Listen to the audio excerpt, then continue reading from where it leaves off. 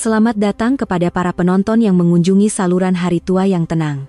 Saya, yang telah dihalau oleh ibu mentua dan meninggalkan rumah sehelai sepinggang, telah merayau tanpa tujuan sebelum tiba di sebuah surau lama di kawasan Tanah Tinggi. Namun, setelah seorang penjaga surau tua melihat tanda lahir di pergelangan tangan saya, beliau tiba-tiba membuat satu panggilan telepon, dan tidak lama kemudian, beberapa buah sedan mewah mengelilingi saya. Dokumen perceraian terhampar di atas meja kayu yang dingin. Perkataan yang tertulis di atasnya terasa seperti jarum tajam yang menusuk mata saya. Di luar, hujan lebat dan angin kencang membadai, dan kilat sabung menyabung di langit Cameron Highlands yang kelam. Keadaan itu sama seperti hati saya yang hancur berkecai dan dilanda ribut. Dengan tangan yang terketar-ketar, saya mengambil pen dan menulis nama saya. Walaupun gemetar, tiada sedikit pun keraguan. Semuanya sudah berakhir. 5 tahun usia muda saya, 5 tahun cinta dan pengorbanan yang saya curahkan untuk sebuah keluarga, akhirnya dibalas dengan pengkhianatan dan kepulangan dengan tangan kosong. Lelaki yang pernah saya panggil suami, Haikal, hanya berdiri sambil berpeluk tubuh dengan pandangan mata yang dingin tanpa sekelumit pun rasa simpati. Di sisinya, berdiri Elina, wanita yang saya sangkakan sahabat karib saya. Elina memaut lengan Haikal, memandang saya dengan senyuman sinis yang penuh dengan rasa kemenangan. Senyuman itu bagaikan menikam belati ke dalam hati saya yang sudah sedia terluka. Dah tanda tangan, kan? Angkat barang kau dan berambus. Mulai hari ini, perempuan mandul macam kau tak boleh jejakkan kaki ke rumah ni lagi. Suara Puan Zainab, ibu mentua saya, kedengaran tajam dari belakang. Ibu mentua yang sentiasa menganggap saya sebagai duri dalam daging itu kelihatan begitu lega. Saya berdiri tanpa berkata apa-apa. Saya mengambil sebuah beg pakaian kecil yang sudah sedia terisi. Di dalamnya hanya ada beberapa helai pakaian lama dan sedikit barang peninggalan arwah ibu saya. Daripada rumah sehinggalah ke akaun simpanan, tiada satu sen pun harta sepencarian kami menjadi milik saya. Mereka telah merancang segalanya. Menggunakan kaedah perakaunan yang saya sendiri ajarkan kepada Elina, mereka memerangkap saya dan menuduh saya menggelapkan wang syarikat. Mereka mencipta satu situasi di mana saya terpaksa keluar dengan tangan kosong jika mau mengelak daripada didakwa. Saya tergamam. Bagaimana saya, seorang akuntan, boleh ditipu dalam bidang kepakaran saya sendiri? Saya melangkah keluar dari pintu yang pernah menjadi syurga saya. Saya tidak menoleh ke belakang walau sekalipun. Sebaik sahaja melangkah keluar, hujan lebat terus menampar muka saya. Air mata bercampur dengan air hujan, terasa masin. Saya tidak tahu kemana harus dituju, kepada siapa harus saya bergantung. Ibu bapak saya telah lama meninggal dunia, dan tiada seorang pun saudara mara yang boleh saya harapkan.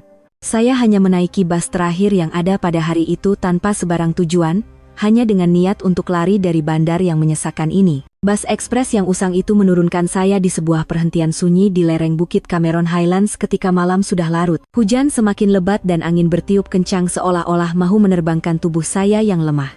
Saya menggigil kesejukan dan putus asa.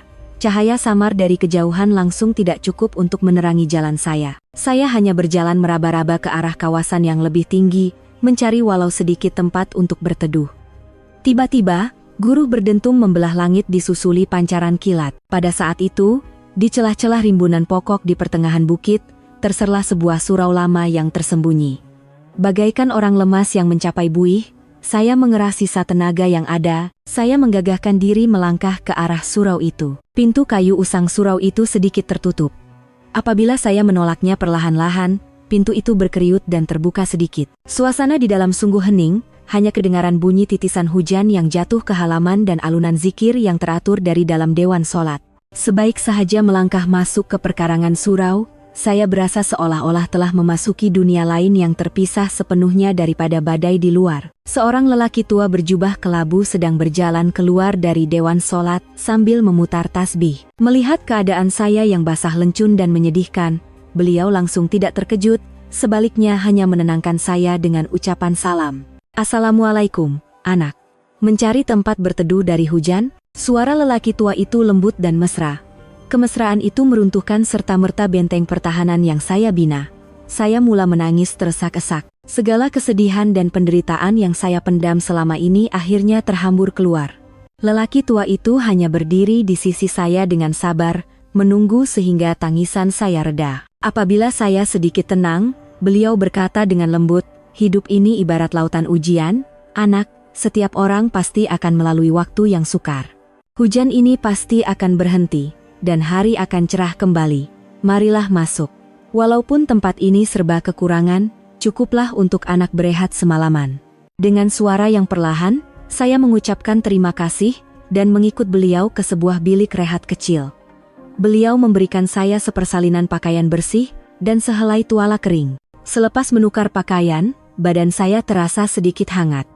Kemudian, beliau datang membawa semangkuk bubur nasi yang masih panas. Kehangatan bubur itu merebak ke seluruh tubuh saya, seolah-olah mencairkan kedinginan yang membeku di dalam hati saya. Saya makan bubur itu dengan begitu berselera. Itulah kebaikan pertama yang saya terima setelah sekian lama berada dalam kegelapan. Malam itu, berbaring di atas katil kayu yang sederhana, diiringi bunyi hujan dan alunan zikir yang teratur, saya dapat tidur lena tanpa sebarang mimpi ngeri buat pertama kalinya setelah sekian lama. Keesokan paginya, apabila saya membuka mata, hujan telah berhenti. Cahaya matahari pagi menyelinap masuk melalui celah tingkap, mencipta jalur-jalur cahaya yang berkilauan di atas lantai. Udara di perkarangan surau itu terasa luar biasa bersih dan menyegarkan. Saya melangkah keluar dan menarik nafas dalam-dalam, terasa seolah-olah segala debu dunia sedikit demi sedikit dibersihkan. Penjaga surau itu, yang kemudian saya ketahui namanya Pak Hasan, sedang menyapu sisa-sisa daun kering di halaman dengan tenang. Melihat saya, beliau tersenyum ramah. "Sudah bangun, anak? Lena tidur semalam?" Saya menunduk hormat dan mengucapkan terima kasih. "Terima kasih banyak, Pak Cik. Saya tak tahu bagaimana nak balas budi baik Pak Cik." Pak Hasan hanya menggelengkan kepala. Pintu rumah Allah sentiasa terbuka untuk hambanya yang dalam kesusahan. Membantu orang yang memerlukan itu satu kewajiban. Tinggallah di sini beberapa hari untuk menenangkan pikiran. Apabila hati sudah tenang, barulah pergi. Ketika saya sedang membantu Pak Hasan mengutip daun-daun kering ke dalam bakul, lengan baju saya terselak tanpa sengaja, menampakkan tanda lahir berbentuk bunga teratai merah di pergelangan tangan kiri saya. Ia adalah tanda unik yang saya miliki sejak lahir. Tiba-tiba, Pak Hasan berhenti bergerak. Pandangannya terpaku pada tanda lahir saya, dan riak wajahnya berubah dari terkejut kepada termenung panjang. "Anak, tanda itu sejak bila ada?" Saya sedikit terkejut dengan soalannya, tetapi menjawab dengan jujur. "Sejak lahir, Pak Cik. Arwah ibu saya kata ini tanda istimewa saya." Pak Hasan mengangguk perlahan, pandangannya terhadap saya menjadi lebih dalam. Beliau tidak berkata apa-apa lagi dan hanya menyambung kerjanya dengan senyap. Petang itu, Pak Hasan masuk ke biliknya dan mengeluarkan sebuah telepon bimbit lama. Beliau menekan nomor yang telah disimpan sejak sekian lama. Ia adalah nomor Encik Ismail, orang kepercayaan Tan Sri Rashid. Tan Sri pernah berpesan, jika suatu hari nanti beliau bertemu dengan seseorang yang mempunyai tanda teratai, beliau mesti menghubunginya segera. Sepanjang hari itu, Pak Hasan kelihatan lebih banyak termenung berbanding biasa. Saya tidak berani bertanya lanjut dan hanya membantu dengan kerja-kerja ringan di surau, coba mencari ketenangan dalam setiap perbuatan kecil. Ketika senja mula melabuhkan tirainya di atas bumbung surau, Pak Hasan memanggil saya. Beliau menghulurkan secawan teh herba panas, aromanya yang wangi merebak ke udara. "Aina Sofia." Pak Hasan memanggil nama saya yang baru saya beritahu pagi tadi. Takdir seseorang itu kadangkala penuh dengan liku yang tidak terduga. Apa yang kita sangka sebagai pengakhiran, mungkin sebenarnya adalah satu permulaan yang baru. Belum sempat saya memahami sepenuhnya maksud kata-katanya, bunyi deruman enjin kereta dari bawah bukit memecah kesunyian surau itu. Tidak lama kemudian, satu konvoi sedan hitam mewah berhenti betul-betul di hadapan pintu gerbang. Pintu kereta terbuka, dan puluhan lelaki berkot hitam dan berkaca mata gelap keluar. Dengan sikap yang serius dan profesional, mereka berbaris dua dari pintu gerbang hingga ke halaman utama, membentuk satu laluan kehormat. Saya ketakutan, tidak tahu apa yang sedang berlaku. Siapakah mereka ini? Mengapa mereka datang ke surau terpencil ini? Tanpa sadar, saya berundur ke belakang Pak Hasan, mencari perlindungan. Dari kereta utama, seorang lelaki pertengahan umur berambut putih dan berkot kemas melangkah keluar. Beliau kelihatan seperti orang kepercayaan sebuah keluarga ternama. Beliau mendekati Pak Hasan dan menunduk hormat. "Tuan, saya Encik Ismail, datang atas arahan Tan Sri Rashid. Saya datang sebaik sahaja menerima panggilan Tuan." Pak Hasan mengangguk dan memandang saya. "Orang yang Tan Sri cari selama ini, mungkin ada di sini." Encik Ismail beralih kepada saya. Pandangannya singgah pada tanda lahir teratai di pergelangan tangan saya, dan beliau menunduk hormat. Cik Aina Sofia, Tan Sri ingin berjumpa dengan Cik. Beliau berpesan, pertemuan ini akan mengubah seluruh hidup Cik. Sila ikut kami. Pikiran saya bercelaru. Tan Sri, siapa dia? Mengapa dia mahu berjumpa dengan saya? Segalanya berlaku terlalu pantas sehingga saya tidak mampu memahaminya. Saya memandang Pak Hasan dengan pandangan meminta pertolongan. Beliau hanya meletakkan tangannya di bahu saya dengan tenang, satu pujukan tanpa kata. Pergilah, anak. Ini sudah takdirmu, tidak boleh dielak. Jagalah hati yang bersih dan semangat yang kental. Dengan itu, segala cabaran pasti dapat diatasi. Kata-kata Pak Hasan memberi saya sedikit kekuatan. Saya tidak tahu apa yang menanti di hadapan, tetapi saya tahu terus berada di sini bukanlah jawabannya.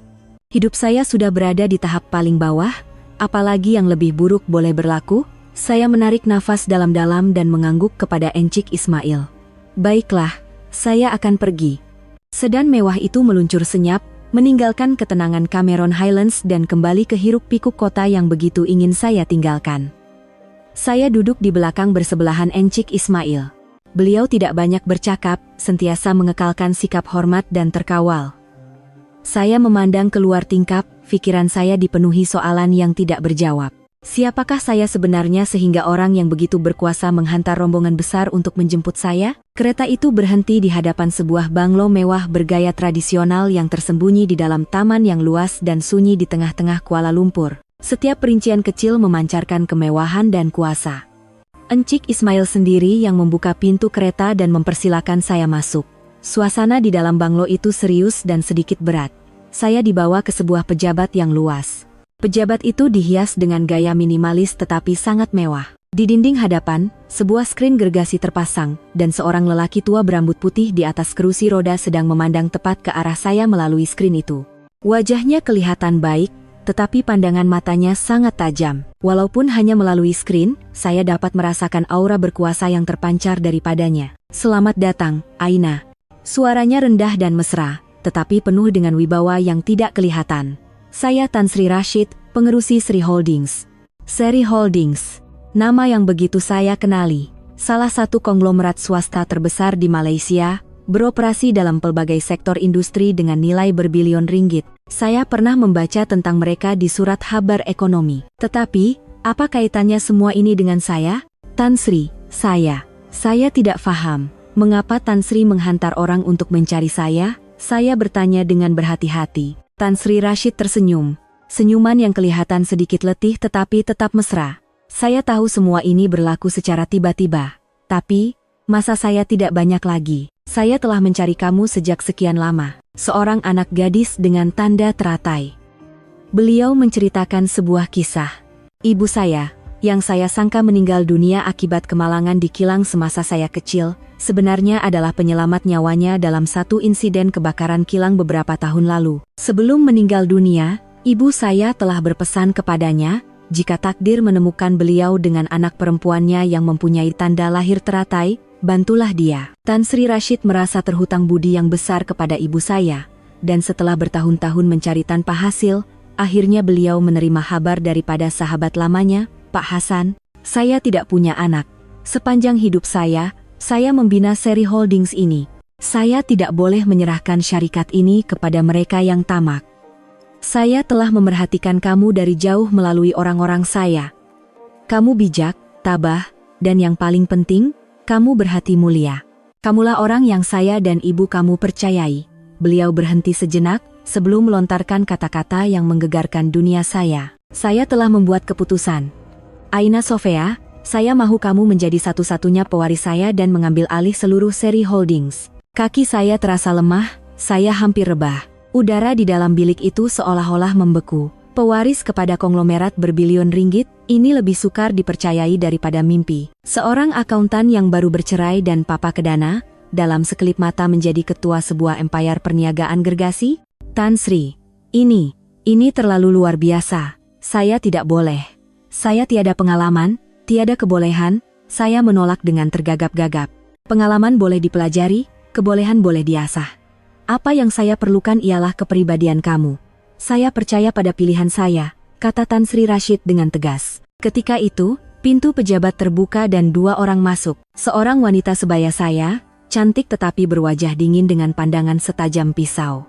Seorang lagi lelaki yang lebih tua, kelihatan sophisticated tetapi matanya menyembunyikan perhitungan yang mendalam. Encik Ismail memperkenalkan mereka.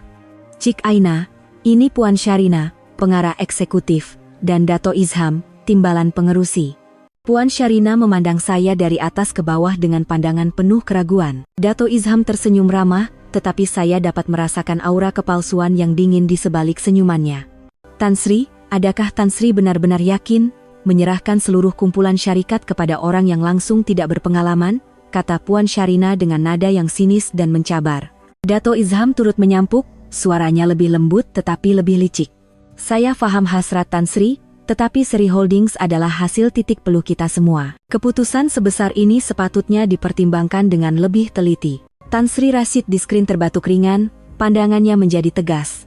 Keputusan saya muktamad. Mulai hari ini, Cik Aina ialah pewaris yang saya lantik. Puan Syarina, Dato Izham, kalian berdua bertanggung jawab untuk membantu Cik Aina membiasakan diri dengan tugas-tugasnya. Esok pagi, di mesyuarat lembaga pengarah, saya akan perkenalkan Cik Aina secara rasmi kepada semua. Sejurus selepas itu, skrin menjadi gelap, dan bilik itu diselubungi kesunyian yang tegang. Saya dapat merasakan dengan jelas permusuhan yang datang daripada mereka berdua. Puan Syarina memandang saya dengan penuh syak wasangka, manakala Dato Izham masih tersenyum, tetapi matanya berkilau dengan bahaya. Saya sadar bahwa jalan di hadapan saya tidak akan mudah. Saya telah dicampakkan ke dalam medan perang yang saya langsung tidak bersedia, sebuah dunia yang penuh dengan kuasa, uang, dan konspirasi yang tidak dapat saya jangkakan. Keesokan paginya, saya memakai sut pejabat yang disediakan oleh Encik Ismail dan menuju ke ibu pejabat Sri Holdings, sebuah menara kaca yang menjulang tinggi di pusat bandar. Saya coba menyembunyikan rasa cemas dan bimbang di sebalik pakaian itu, seolah-olah ia adalah perisai saya.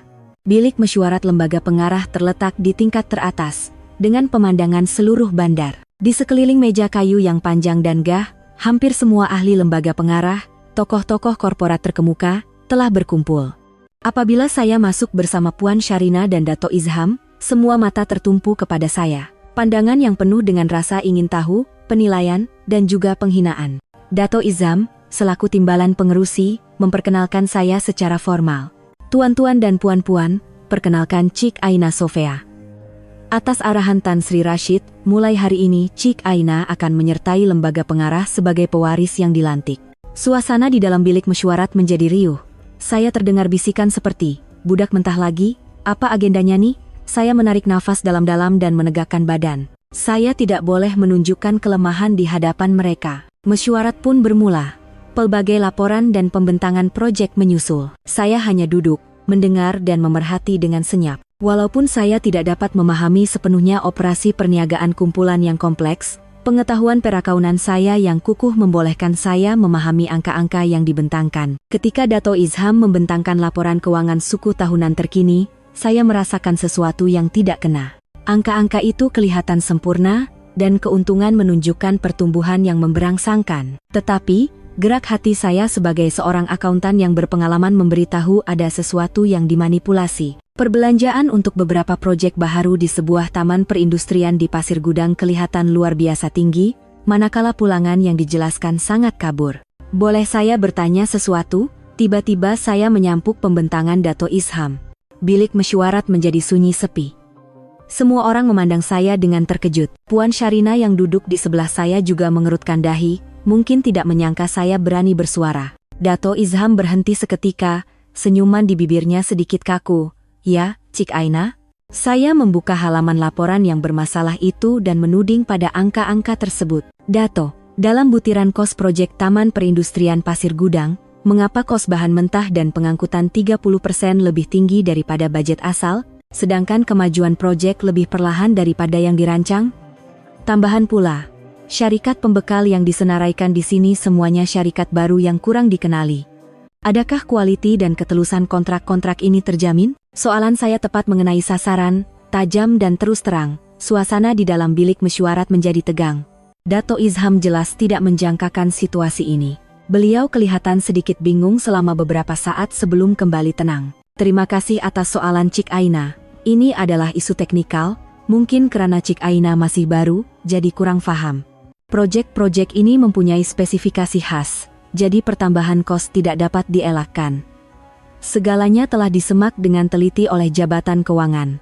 Beliau coba menggunakan pengalaman dan kedudukannya untuk mengelak, sambil merendah-rendahkan saya sebagai orang luar yang tidak tahu apa-apa. Tetapi saya tidak berganjak. Saya mungkin tidak tahu tentang pembinaan, tetapi saya tahu tentang angka. Perbezaan bernilai ratusan juta ringgit tidak boleh dianggap sebagai pertambahan kos semata-mata. Saya mencadangkan agar dokumen tender penuh, dan kontrak asal bagi pembekal-pembekal ini disemak semula untuk mendapatkan penjelasan. Kata-kata saya bagaikan menyimbah air sejuk kepada Dato Izham dan penyokongnya. Beberapa ahli lembaga pengarah yang sebelum ini berkecuali mula memandang Dato Izham dengan curiga. Mereka mungkin tidak mempercayai saya, tetapi mereka percaya pada logik angka. Puan Syarina, yang sejak tadi hanya berdiam diri, tiba-tiba bersuara. Suaranya sedingin ais. Saya rasa, cadangan Cik Aina sangat munasabah.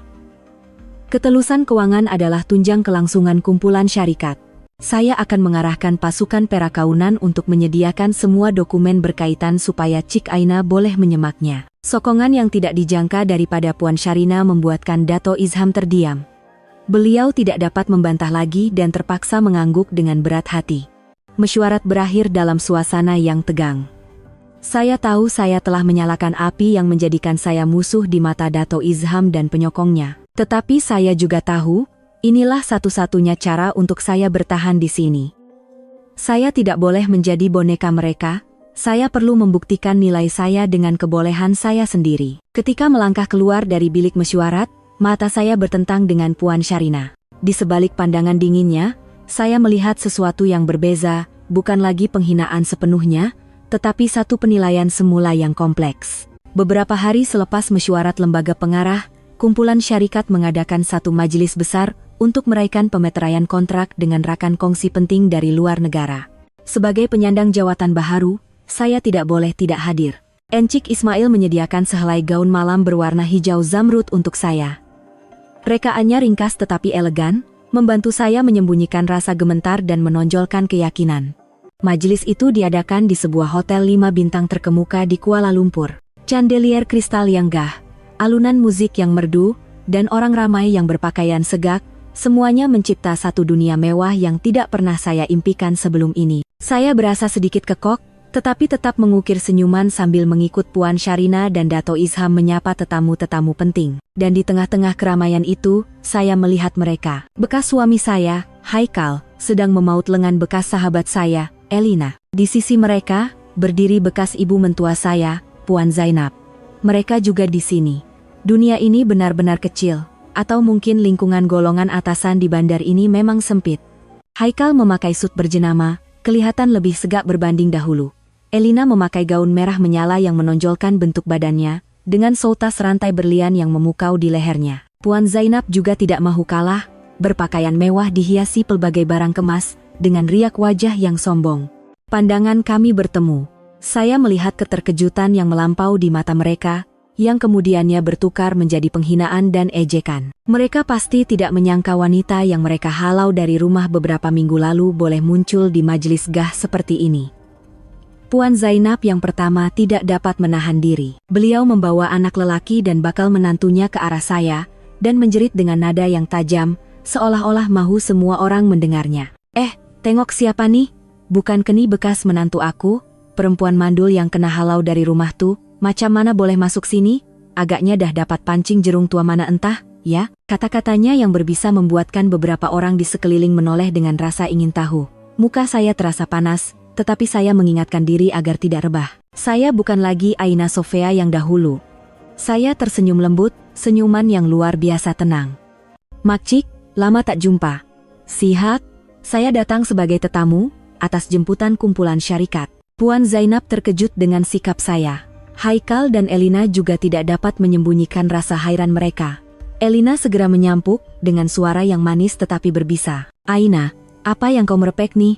Kenapa pula Seri Holdings nak jemput akuntan biasa macam kau? Kau kenal orang besar kat sini? Dia sengaja menekankan perkataan orang besar, seolah-olah menuduh saya menggunakan cara kotor untuk berada di sini. Saya memandang tepat ke mata Elina. Mata yang pernah begitu rapat, Kini terasa begitu asing. Terima kasih atas keprihatinan kau, Elina. Tapi rasanya urusan aku tak perlu dilaporkan pada kau. Lebih baik kau berdua tumpukan pada persiapan kawin. Aku doakan kau bahagia. Selesai berkata, saya mahu berpaling, tidak mahu lagi berurusan dengan mereka. Tetapi Haikal memegang lengan saya. Aina, jangan berlagak suci. Kau ingat kau boleh hidup senang lepas tinggalkan aku? Terima kasih atas keprihatinan awak. Saya menepis tangannya. Suara saya berkali ganda lebih dingin. Saya hidup dengan sangat baik.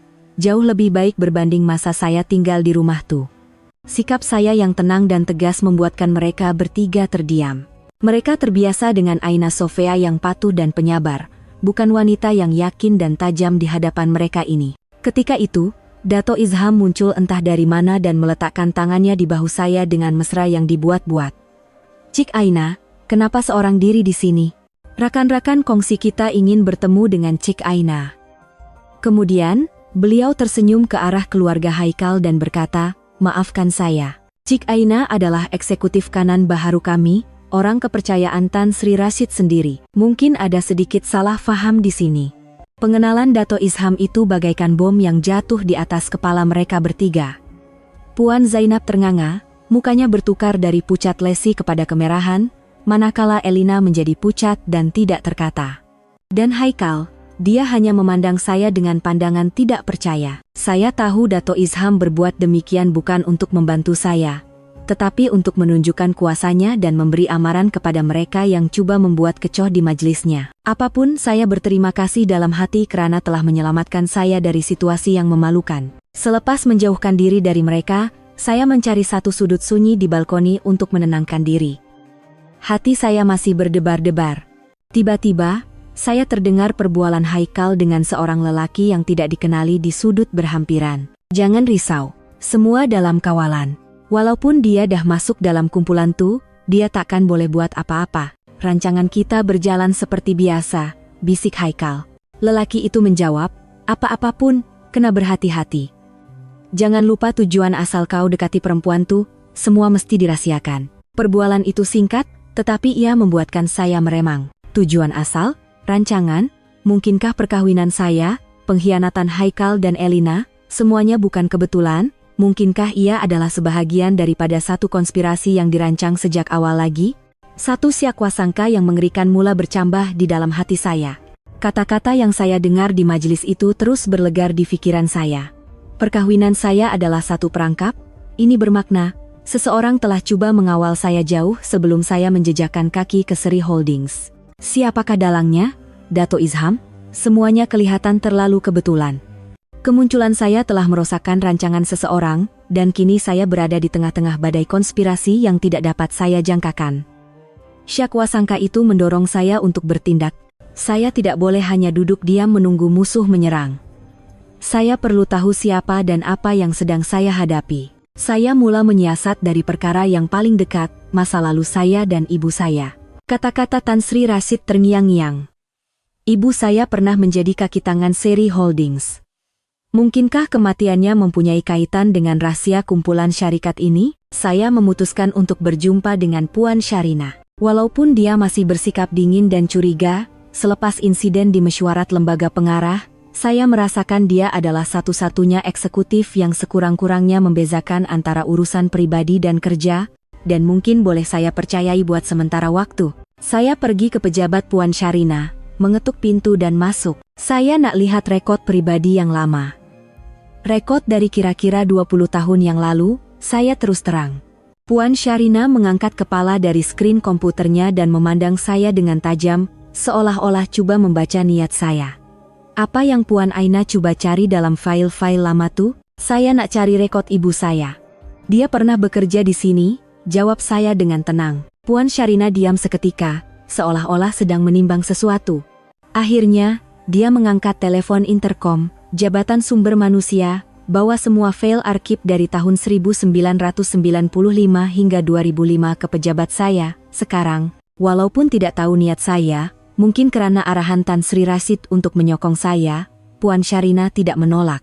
Tidak lama kemudian, beberapa kotak file lama yang berdebu tiba. Puan Sharina menuding ke arah kotak-kotak itu dan berkata ringkas, ini sahaja yang kami ada. Puan boleh semak di sini. Saya mengucapkan terima kasih dan mula bekerja. Saya membelek helaian demi helaian dokumen yang sudah kekuningan di mamah usia. Bau kertas lama menusuk hidung saya. Selepas hampir sejam mencari, akhirnya saya menemukannya. Sebuah file nipis dengan nama ibu saya tertera di atasnya. Jantung saya berdegup kencang.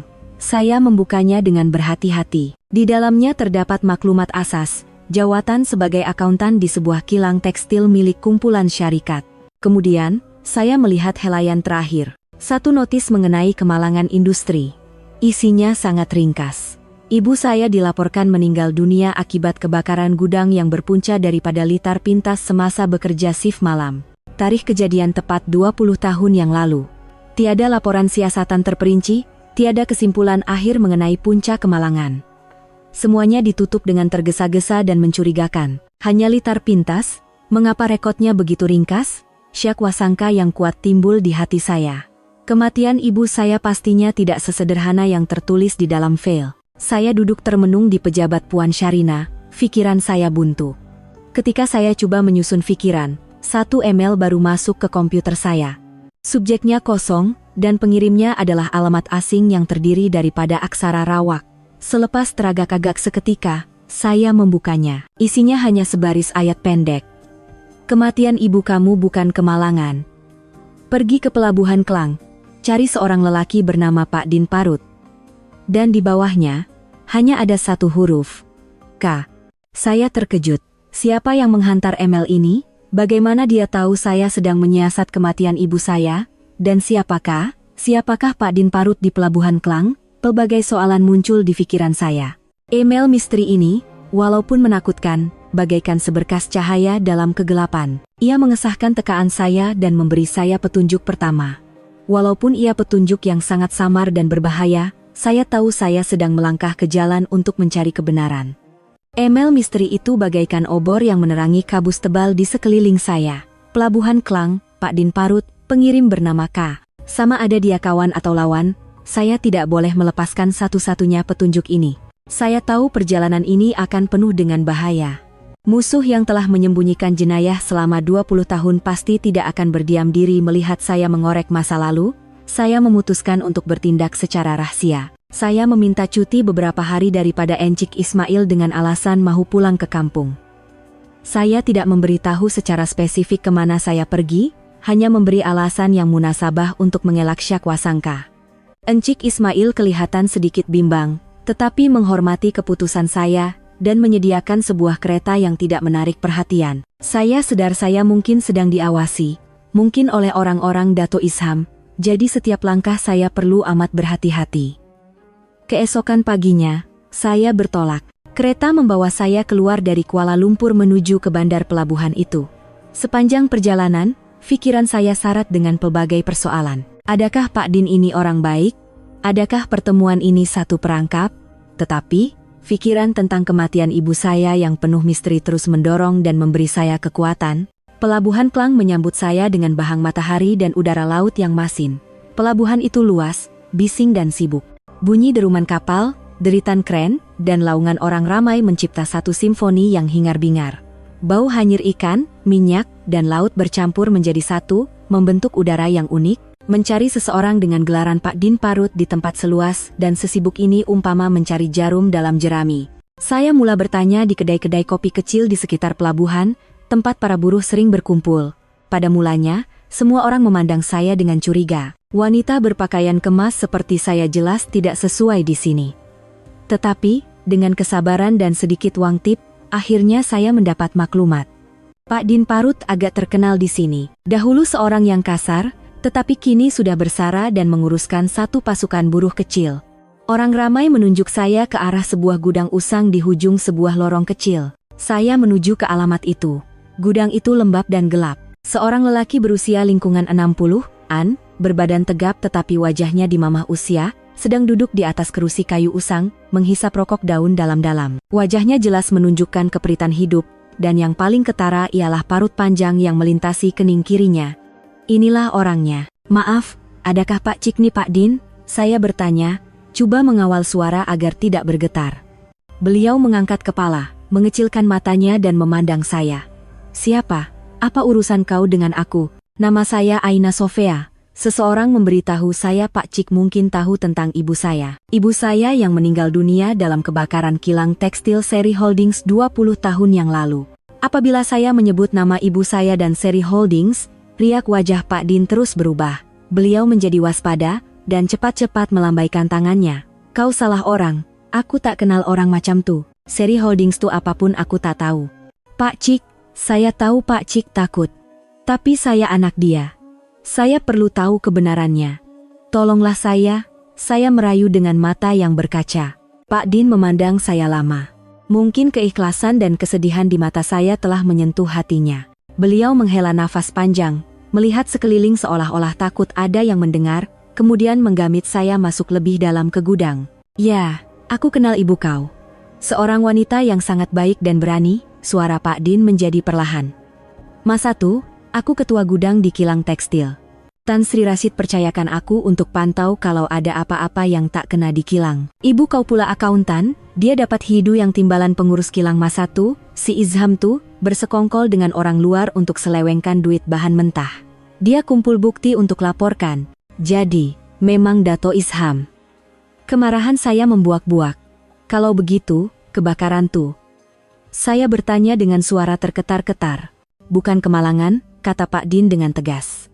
Itu perbuatan khianat untuk hapuskan bukti dan bakar semua buku akaun yang ibu kau simpan. Izham yang punya kerja, aku terdengar perbualan dia dengan orang-orangnya. Tapi masa tuh aku tak ada kuasa, tak boleh buat apa-apa. Lepas tuh, aku pula kena belasa hampir mati dan dihalau dari kilang. Sebab tuh aku lari ke sini untuk cari makan. Pak Din menceritakan masa lalu dengan nada penuh kemarahan. Beliau adalah salah seorang orang kepercayaan Tan Sri Rashid, tetapi selepas insiden itu, kuasa Dato Izham telah mengambil alih segalanya. Aina, sekarang kau pula jadi sasaran dia. Izham tuh licik macam musang, kejam dan takkan teragak-agak. Kau kena betul-betul berhati-hati, pesan Pak Din. Beliau mengeluarkan sebentuk kunci lama dari poketnya dan memberikannya kepada saya. Ini ibu kau amanahkan pada aku sebelum kemalangan tuh.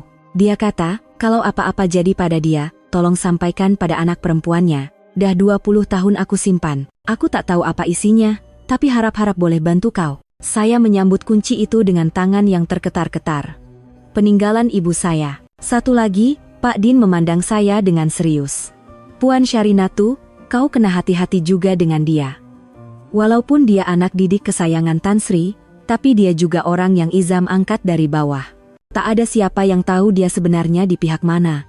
Jangan percaya sesiapa. Amaran mengenai Puan Syarina membuatkan saya lebih keliru. Mungkinkah wanita dingin itu juga orang Dato Izham? Ketika itu, kedengaran bunyi tapak kaki yang tergesa-gesa di luar pintu gudang. Ada orang datang. Cepat pergi. Pak Din menolak saya ke arah pintu belakang. Pergi dan jangan toleh belakang. Belum sempat saya berbuat apa-apa, beberapa lelaki berwajah bengis menyerbu masuk. Dari belakang, saya terdengar jeritan Pak Din dan bunyi barang pecah. Saya mengetap gigi dan berlari sekuat hati keluar dari lorong itu dan bergaul dengan orang ramai yang sibuk. Jantung saya berdegup kencang, rasa takut dan marah membuak-buak. Pak Din berada dalam bahaya kerana saya. Saya menggenggam erat kunci di tangan, berjanji pengorbanannya tidak akan sia-sia. Saya mesti menyingkap topeng si penjahat dan menuntut keadilan untuk ibu saya dan mereka yang teraniaya. Malam itu, saya pulang ke Kuala Lumpur dengan hati yang berat dan pikiran yang berkecamuk. Bayangan Pak Din di Kepung Samseng tidak hilang dari pikiran saya. Mengetahui betapa besarnya pengaruh Dato Izham, saya tidak berani membuat laporan polis. Dia boleh dengan mudah memutarbelitkan kebenaran, malah menuduh saya pula. Kini, saya hanya boleh bergantung pada diri sendiri. Setibanya di Banglo, saya coba berlagak seperti biasa agar Encik Ismail tidak curiga. Saya memberitahunya saya penat dan mahu berehat awal. Sebaik sahaja masuk ke bilik, saya mengunci pintu dan mengeluarkan kunci lama yang diberikan oleh Pak Din. Ia adalah kunci tembaga kecil yang sudah pudar warnanya, dengan nomor siri dan nama sebuah bank lama terukir di atasnya. Ini jelas kunci peti simpanan selamat. Keesokan paginya, saya mencari alamat bank tersebut. Nasib baik, walaupun telah beberapa kali bertukar nama dan bergabung, cawangan arsip lamanya masih beroperasi. Selepas menunjukkan kad pengenalan dan melalui beberapa prosedur pengesahan yang rumit, akhirnya saya dibawa ke bilik peti simpanan selamat. Seorang kaki tangan menggunakan kunci saya dan kunci bank untuk membuka sebuah kotak logam yang telah terkunci selama 20 tahun. Jantung saya berdegup kencang apabila penutup kotak itu dibuka. Di dalamnya tiada uang atau barang kemas, hanya sebuah buku nota kulit berwarna perang yang usang dan beberapa keping gambar saya semasa kecil. Dengan tangan yang tergetar-getar, saya mengambil buku nota itu. Ini jelas tulisan tangan ibu saya. Tulisan yang saya kenali samar-samar melalui beberapa pucuk surat yang pernah dikirimkannya ke rumah nenek semasa saya kecil. Saya memeluk buku nota itu ke dada, air mata mengalir tanpa henti. Ini adalah peninggalan paling berharga yang ibu tinggalkan untuk saya. Saya bergegas keluar dari bank dan mencari sebuah kafe yang sunyi untuk mula membelek helaian demi helaian. Buku nota itu bukan diari, tetapi sebuah buku rekod kerja yang teliti, hasil kerja seorang akuntan. Ibu saya menggunakan kod dan singkatan sendiri untuk merekodkan urus niaga yang mencurigakan, invoice palsu, dan aliran dana yang tidak telus. Di antara angka-angka yang kaku itu, terselit nota-nota ringkas ibu saya, Dwighty, hari bulan Dwighty, invoice kain dari syarikat X, hanya separuh kuantiti diterima. Mana perginya yang lain?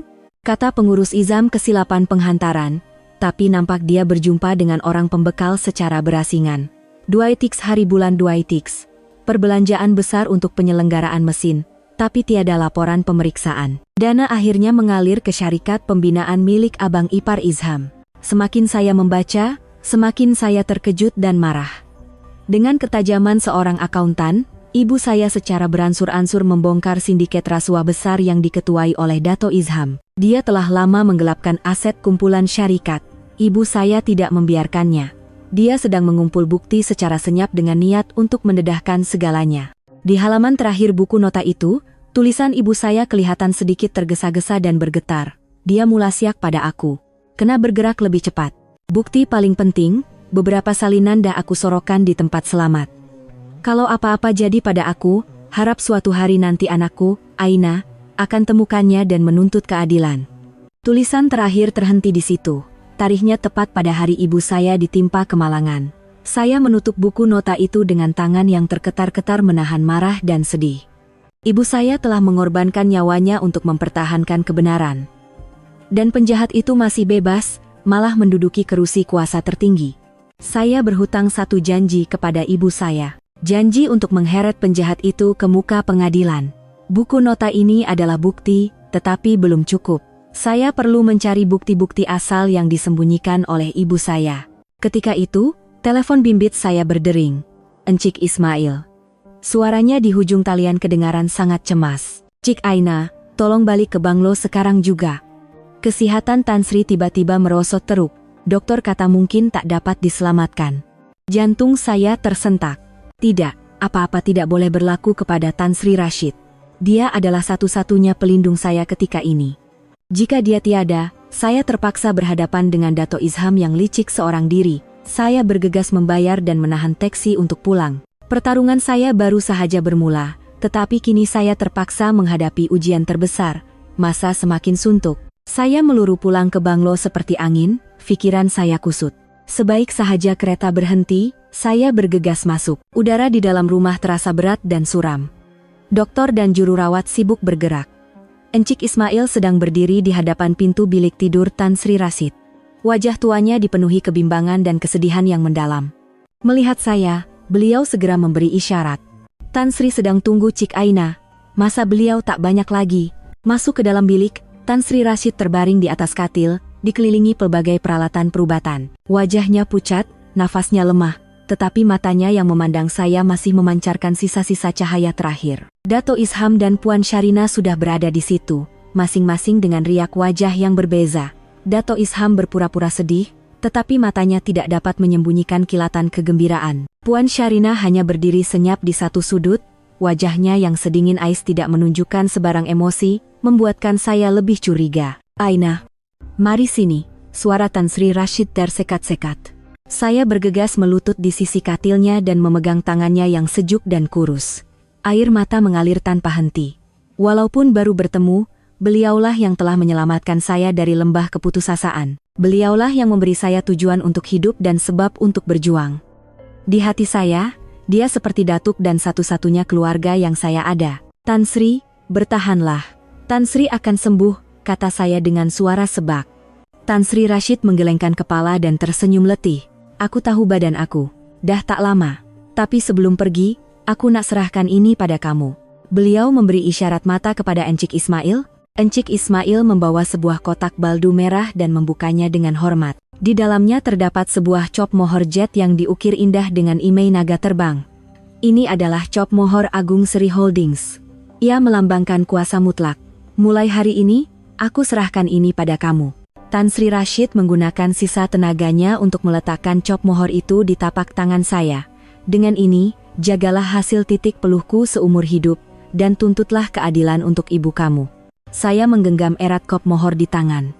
Beratnya terasa seperti nasib sebuah syarikat, sebuah amanah, dan sebuah dendam yang mendalam. Saya mengangguk dalam tangisan. Saya janji, Tan Sri, saya akan lakukannya. Mata Dato Izham berkilau dengan ketamakan apabila melihat kop mohor itu, tetapi dia cepat-cepat menyembunyikan perasaannya. Beliau mendekati dan berkata dengan nada sedih, Tan Sri, jangan risau. Kami akan bantu Cik Aina memimpin kumpulan syarikat dengan baik. Tan Sri Rashid tidak memandangnya, matanya masih tertumpu kepada saya. Aku ada tinggalkan satu rakaman video dalam komputer di pejabat. Kata laluannya, tarikh lahir ibu aku. Tonton seorang diri. Rakaman itu akan beritahu apa yang perlu kamu buat. Hati-hati dengan orang di sekelilingmu, ada yang berpura-pura. Sampai di situ, nafasnya menjadi sesak. Pandangannya menjadi kosong sebelum perlahan-lahan terpejam. Tangannya yang memegang saya terlepas, dan mesin pemantau jantung mengeluarkan bunyi panjang yang menyayat hati. Tan Sri Rashid telah meninggal dunia. Saya rebah di sisi katil, menangis tanpa suara. Satu-satunya pelindung saya kini telah tiada.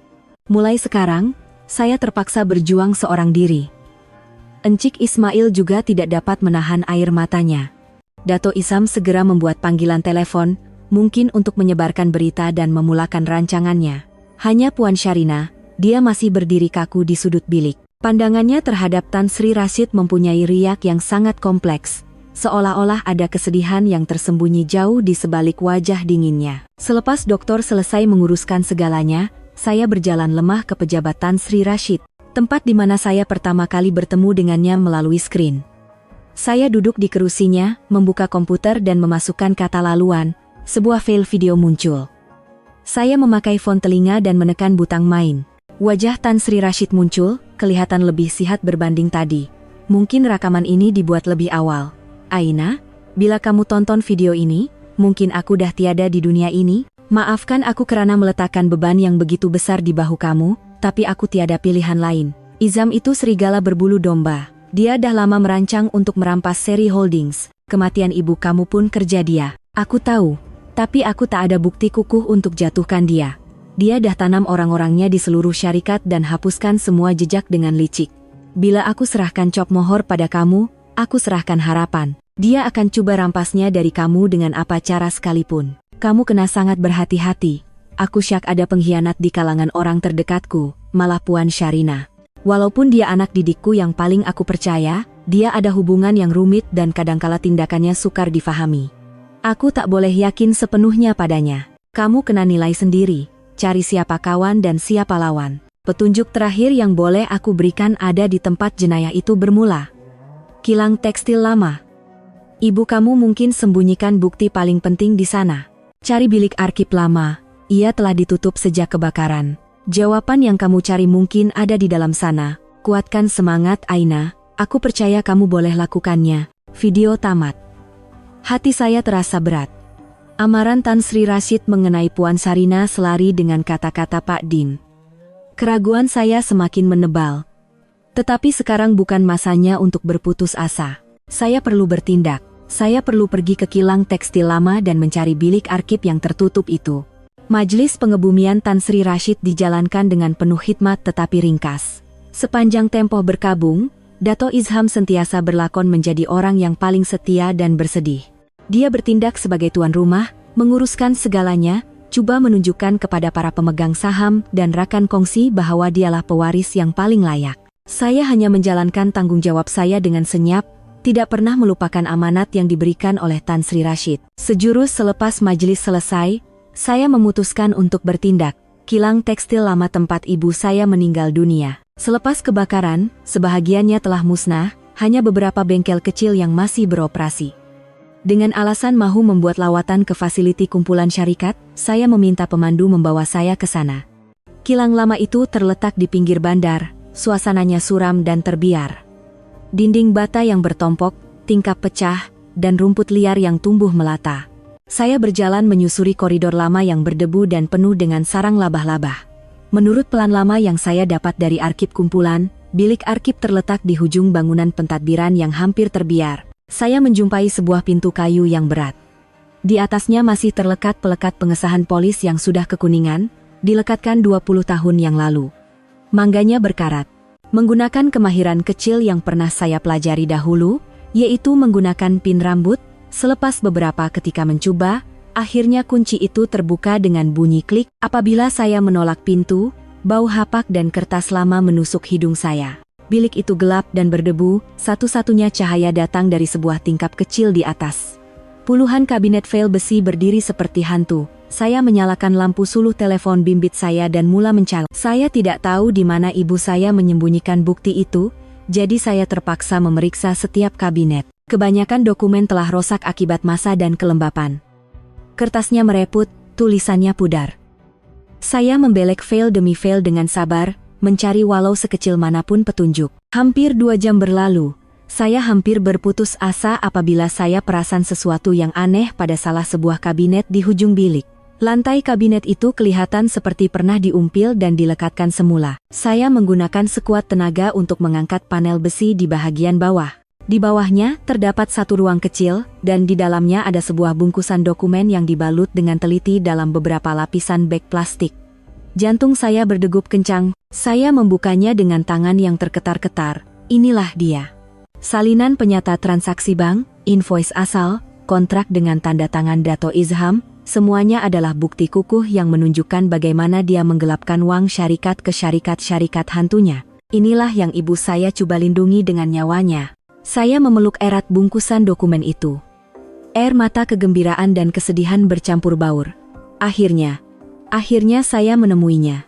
Dengan ini, saya boleh menjatuhkan Dato Izham dan menuntut keadilan untuk ibu saya. Ketika saya sedang hanyut dalam emosi, saya terdengar bunyi dari arah pintu. Saya terkejut dan menoleh.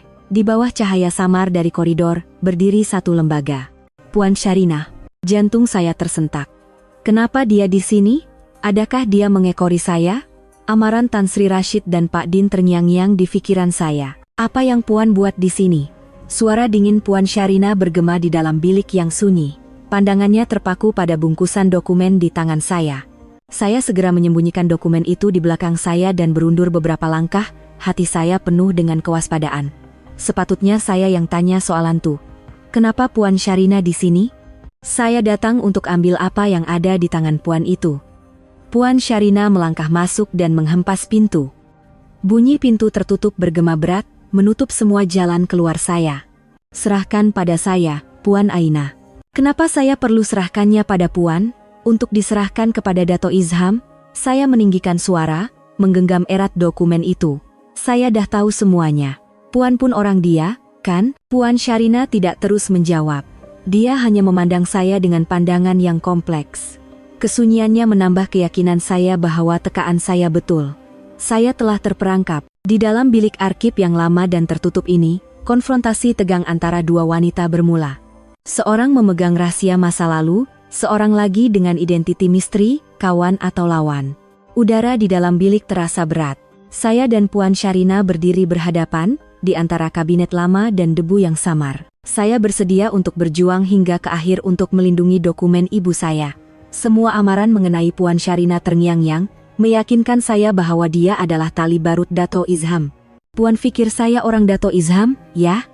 Puan Sharina tiba-tiba ketawa. Tawa yang dingin dan sedikit sinis.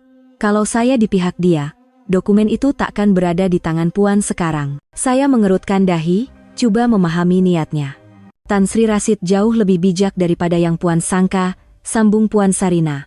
Suaranya tidak lagi tajam, sebaliknya rendah dan penuh dengan kesedihan yang mendalam. Tan Sri tahu Izham takkan biarkan pewarisnya begitu sahaja. Dan Tan Sri tahu Puan seorang diri takkan mampu lawan musang tua tuh.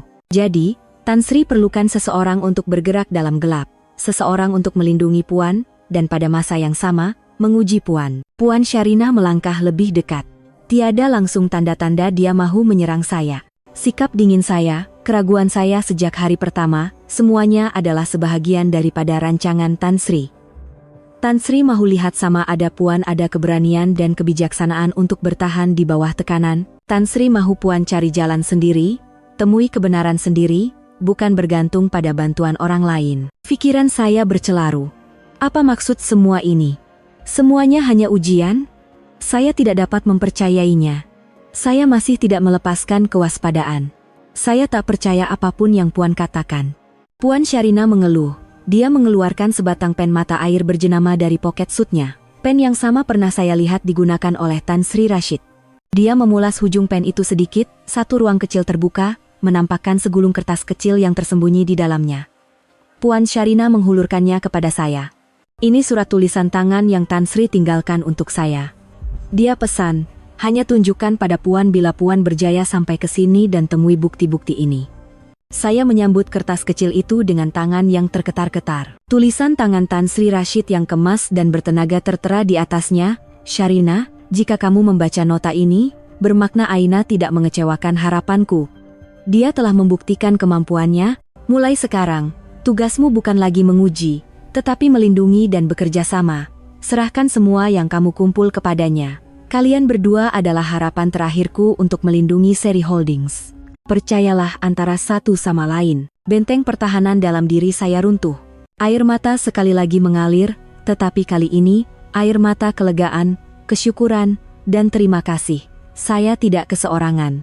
Tan Sri Rashid telah merancang segalanya untuk melindungi saya sehingga ke saat terakhir. Kenapa? Kenapa Puan tak beritahu dari awal? Saya bertanya dengan suara sebak. Itulah satu-satunya cara untuk buat musuh leka, jawab Puan Sharina, suaranya sedikit lembut. Dato Izham sentiasa pikir kita berdua bermusuh. Dia takkan pernah sangka kita sebenarnya bersekongkol. Saya sengaja meragui malah menyukarkan Puan, semata-mata untuk mengaburi matanya, untuk buat dia lalai. Sementara itu, saya dapat kumpul lebih banyak bukti jenayah terbarunya secara senyap. Sambil berkata, Puan Sharina mengeluarkan sebuah pemacu USB dari bagnya. Di dalam ini ada semua bukti aktiviti proyek hantu, pengubahan uang haram, dan rasuah Dato Izham sejak beberapa tahun kebelakangan ini, bukan mudah untuk kumpulkannya. Kalau bukti Ibu Puan adalah akar jenayahnya, bukti saya pula adalah dahan-dahan rimbun yang dia tumbuhkan. Kalau kita gabungkan kedua-duanya, kita ada cukup kuasa untuk tebang pokok beracun itu sampai ke akarnya. Saya memandang Puan Sharina, wanita yang sentiasa saya waspadai. Kini, dia adalah sekutu saya yang paling kuat. Semua salah faham telah terlerai. Kami bukan lagi individu yang bersendirian, tetapi satu pakatan dengan matlamat dan musuh yang sama. Terima kasih, Puan Sharina, kata saya dengan ikhlas, dan maaf sebab syak pada Puan. Puan Sharina hanya menggeleng. Tak perlu berterima kasih atau minta maaf. Ini amanah yang Tan Sri berikan pada kita berdua. Sekarang, apa yang perlu kita buat ialah rancang serangan balas dengan teliti. Kami meninggalkan kilang usang itu bersama-sama, tetapi di dalam hati masing-masing, api harapan sedang menyala. Kegelapan mula berundur, dan cahaya keadilan mula kelihatan samar-samar di hujung jalan. Selepas pulang dari kilang tekstil, hubungan saya dan Puan Sharina berubah sepenuhnya. Kami tidak lagi saling mencurigai. Sebaliknya, kepercayaan dan persefahaman sebagai rakan seperjuangan telah terbina. Kami menjadikan pejabat Puan Sharina di Ibu Pejabat sebagai markas untuk merancang. Ia adalah tempat yang paling selamat. Dato Izham pasti tidak akan menyangka dua orang yang dianggapnya bermusuh sedang bekerja sama secara rahasia di hadapan matanya. Kami meletakkan semua bukti di atas meja. Di satu sisi, file kekuningan ibu saya yang merekodkan jenayah 20 tahun lalu. Di sisi lain, pemacu USB Puan Sharina yang mengandungi data aktiviti haram terkini Dato Izham. Kedua-dua set bukti itu saling melengkapi, melukiskan gambaran penuh tentang syaitan tamak yang telah sekian lama merosakkan kumpulan syarikat. Modus operandinya tak berubah langsung, kata saya selepas meneliti data Puan Sharina. Masih syarikat hantu, kontrak palsu, pembekal yang tidak wujud. Cuma skalanya lebih besar dan caranya lebih licik. Betul. Puan Sharina mengangguk. Dia dah bina satu rangkaian hubungan yang besar di dalam dan luar syarikat. Banyak jawatan penting dipegang oleh orang-orangnya. Sebab Tan Sri sendiri tak dapat bertindak. Silap langkah sikit, dia akan hapuskan semua jejak serta-merta. Kami menganalisis satu persatu rangkaian Dato' Izham.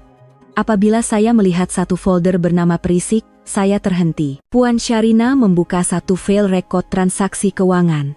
Satu nama yang saya kenali menarik perhatian saya. Bekas suami saya, Haikal. Menurut data yang dikumpul oleh Puan Syarina, Haikal telah menerima bayaran tetap setiap bulan daripada salah sebuah syarikat samaran Dato' Izham sejak beberapa tahun lalu. Tarikh permulaannya tepat pada masa dia mula mengenali dan mendekati saya.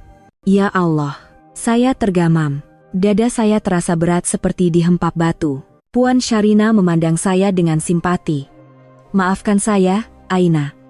Saya tahu ini sukar diterima. Tapi hakikatnya, bekas suami Puan, perkawinan Puan, semuanya adalah sebahagian daripada rancangan Dato' Izham. Puan Syarina menjelaskan lebih lanjut. Dato' Izham telah lama mengetahui hubungan antara ibu saya dan Tan Sri Rashid. Dia sentiasa bimbang suatu hari nanti Tan Sri akan mencari anak perempuan kenalan lamanya itu dan mewariskan syarikat kepadanya. Jadi, dia bertindak lebih awal. Dia mengarahkan orang untuk mencari saya, seorang akuntan biasa, dan kemudian menanam Haikal untuk melakonkan drama cinta yang sempurna. Tujuannya adalah untuk mengawal saya melalui perkawinan. Jika saya terus menjadi istri biasa, dia tidak akan berbuat apa-apa. Tetapi jika suatu hari nanti saya ditemui oleh Tan Sri Rashid, dia akan menggunakan Haikal dan keluarganya untuk mengugut dan memanipulasi saya, menjadikan saya bonekanya. Pengkhianatan Haikal dan Elina, layanan buruk Puan Zainab, semuanya ada dalam skrip Dato' Izham. Dia mahu menekan Puan hingga ke jalan buntu, mematahkan semangat Puan. Tapi dia tak sangka, keputusasaan itulah yang membawa Puan ke surau di Cameron Highlands dan bertemu dengan Tan Sri. Selepas mendengar segalanya, saya hanya merasakan satu kekosongan yang amat sangat. Cinta, keluarga, dan kebahagiaan yang saya bina selama bertahun-tahun hanyalah satu sandiwara yang dirancang dengan teliti. Saya bukan sahaja dikhianati, tetapi dipergunakan dengan kejam. Kesakitan di dalam diri saya kini bukan lagi kesedihan, tetapi kebencian yang membara. Saya faham, saya mengesat air mata, suara saya menjadi dingin dan tegas. Dia dah rampas segalanya dari saya. Sekarang, tiba masanya untuk saya ambil balik semua yang sepatutnya menjadi milik saya, dan milik ibu saya. Kebencian menjadi pendorong terbesar. Saya dan Puan Syarina tidak membuang masa lagi. Kami merangkai satu pelan serangan balas yang teliti. Kami memutuskan untuk tidak menyerang sekaligus, sebaliknya mengepungnya perlahan-lahan, memotong satu persatu tentakelnya, supaya dia tidak sempat berbuat apa-apa. Pertama, kita kena bekukan proyek-proyek hantunya. Cadang saya menunjuk kepada senarai proyek pembinaan taman perindustrian yang pernah saya persoalkan dalam mesyuarat pertama. Ini sumber uang haramnya yang terbesar. Kalau kita potong ini, dia akan jadi seperti ular tanpa kepala. Puan Syarina bersetuju. Puan ada kop mohor agung. Puan ada kuasa penuh untuk lakukannya. Panggil mesyuarat lembaga pengarah tergempar. Kita yang akan mulakan serangan. Satu pakatan yang kukuh telah terbentuk. Satu rancangan yang teliti telah dirangka. Peperangan sebenar baru sahaja bermula. Keesokan paginya, saya menggunakan kuasa kop mohor agung untuk mengarahkan setiausaha memanggil satu mesyuarat lembaga pengarah tergempar. Notis dihantar hanya 2 jam sebelum mesyuarat, memberikan semua orang, terutamanya Dato' Izham dan pengikutnya, tiada masa untuk bersedia atau berpakat. Saya berjalan masuk ke bilik mesyuarat seiring dengan Puan Syarina. Wajah saya dingin dan tegas, tiada lagi keraguan seperti kali pertama. Saya meletakkan kotak baldu berisi cop mohor di atas meja, betul-betul di hadapan Dato' Izham, satu tindakan tanpa suara yang mengesahkan kuasa tertinggi. Dato' Izham memandang saya dengan pandangan tidak senang dan penuh tanda tanya. Dia tidak tahu apa yang akan saya lakukan. Tuan-tuan dan puan-puan, saya berdiri dan bersuara dengan jelas, bergema di seluruh bilik mesyuarat. Saya memanggil mesyuarat tergempar hari ini karena ia melibatkan kelangsungan dan maruah kumpulan syarikat. Selepas pemergian Tan Sri Rashid, adalah menjadi tanggung jawab kita untuk memastikan kumpulan ini diuruskan dengan paling telus dan cekap, selaras dengan wasiatnya. Saya berhenti sejenak, memandang sekeliling. Sejak kebelakangan ini, saya telah menyemak semula beberapa proyek pelaburan berskala besar, terutamanya proyek pembinaan infrastruktur di Taman Perindustrian Selatan. Saya dapati banyak perkara yang tidak normal dalam laporan perbelanjaan dan kemajuan kerja. Ini boleh mendatangkan risiko keuangan yang amat besar kepada kumpulan kita. Saya membentangkan bukti-bukti konkret yang telah saya dan Puan Syarina sediakan, angka-angka jelas mengenai perbelanjaan palsu, subkontraktor hantu, dan nilai kontrak yang melambung tinggi. Saya tidak menuduh Dato Izham secara langsung, tetapi semua anak panah menuju ke arahnya, karena dialah ketua yang bertanggung jawab ke atas proyek-proyek ini. Atas sebab-sebab ini, saya membuat kesimpulan dengan tegas, sebagai orang yang diamanahkan oleh Tan Sri Rashid, saya secara rasmi memutuskan untuk membekukan sementara semua proyek yang sedang berjalan di Taman Perindustrian Pasir Gudang dan kawasan sekitarnya. Saya juga akan menubuhkan satu pasukan audit bebas, yang akan diawasi secara langsung oleh saya dan Puan Syarina, untuk menyimak semula semua kontrak dan aliran dana yang berkaitan dengan proyek-proyek ini. Keputusan ini berkuat kuasa serta-merta. Selesai berkata, saya mengeluarkan cop mohor dan menekannya dengan kuat pada dokumen keputusan yang telah disediakan. Bunyi cop mohor yang tegas bergema dalam kesunyian bilik mesyuarat. Satu gempa bumi telah berlaku. Dato Izham tergamam, wajahnya bertukar pucat dan kemudian merah menahan marah. Pengikutnya juga berasa gelisah. Puan tak ada hak. Seorang pengarah keuangan, orang kanan Dato Izham, bangun membantah. Ini keputusan unilateral tanpa melalui lembaga pengarah. Saya memandangnya dengan tajam. Saya ada kop mohor Tan Sri. Ini bermakna saya ada kuasa penuh. Lagipun, saya lakukannya untuk melindungi aset kumpulan dan semua pemegang saham di sini. Adakah tuan-tuan mahu terus melabur dalam proyek yang tidak telus dan berisiko kerugian ratusan juta ringgit? Logik saya berjaya menggoyahkan ahli lembaga pengarah yang berkecuali. Mereka mungkin tidak menyukai saya, tetapi mereka lebih tidak mau kehilangan uang mereka. Puan Syarina segera memberikan sokongan. Saya bersetuju sepenuhnya dengan keputusan Puan Aina. Sebagai ketua pegawai operasi, saya sadar akan risiko operasi sebenar yang kita hadapi. Satu audit menyeluruh adalah perlu untuk kemampanan kumpulan syarikat. Dato Izham tahu dia telah terperangkap. Dia tidak boleh membantah audit secara terbuka, karena itu sama seperti mengaku bersalah. Dia coba bertenang dan mengukir senyuman paksa. Nampaknya Puan Aina terlalu berhati-hati. Tapi saya setuju, langkah berjaga-jaga itu perlu. Kami akan beri kerjasama penuh kepada pasukan audit. Mesyuarat itu berakhir dengan kemenangan mutlak di pihak saya dan Puan Syarina. Serangan balas pertama berjaya. Sumber uang haram Dato Izham telah disekat.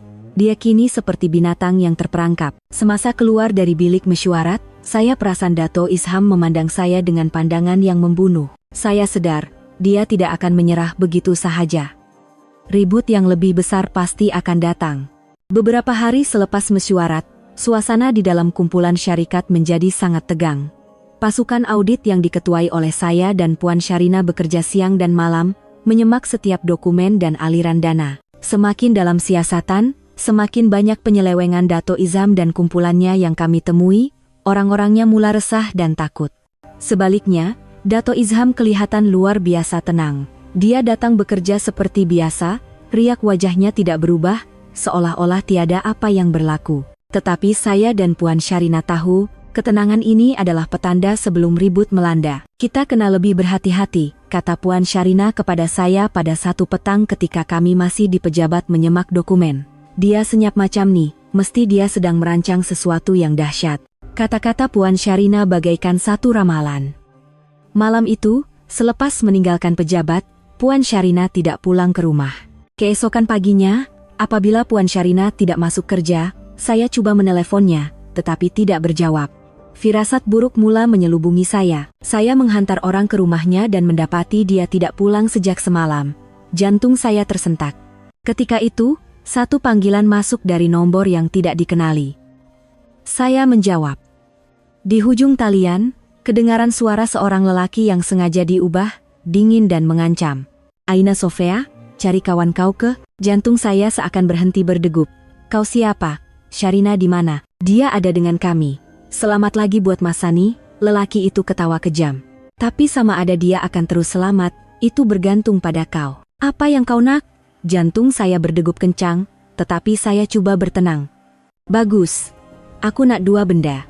Pertama, cop mohor Agung Sri Holdings. Kedua, surat akuan yang ditanda tangan, mengatakan kau serahkan semua hak pewarisan. Bawa dua benda tuh, datang seorang diri ke kilang tekstil terbiar di pinggir bandar, sekarang juga. Jangan pikir nak lapor polis, kalau tak, kau hanya akan dapat mayat kawan kau. Faham? Kilang tekstil terbiar. Tempat itu, saya terus tahu siapa dalangnya. Hanya Dato Izham. Dia akhirnya bertindak, satu serangan kejam yang menyasarkan titik terlemah saya, persahabatan dan kepercayaan saya terhadap Puan Sharina. Baik, saya menjawab sambil mengetap gigi. Pastikan dia selamat. Aku akan datang. Tut tut tut. Panggilan ditamatkan. Saya berdiri kaku di tengah-tengah pejabat. Seluruh badan saya terasa lemah. Takut, marah, bimbang, semua perasaan menyerbu saya serentak. Dato Izham telah menekan saya ke jalan buntu. Dia mahu merampas semuanya kembali dalam satu masa. Tetapi saya tidak boleh biarkan dia berjaya. Saya tidak boleh kehilangan Puan Sharina, satu-satunya sekutu saya. Saya menarik nafas dalam-dalam, coba bertenang. Saya tidak boleh pergi ke sana secara membuta tuli. Saya perlukan rancangan.